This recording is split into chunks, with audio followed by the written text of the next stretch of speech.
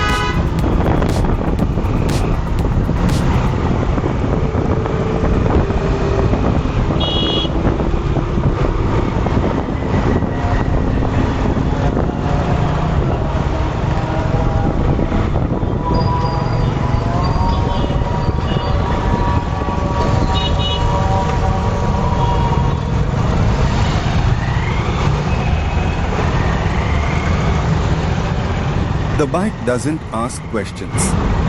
It just offers forward motion, and for some people, that's exactly the medicine they need.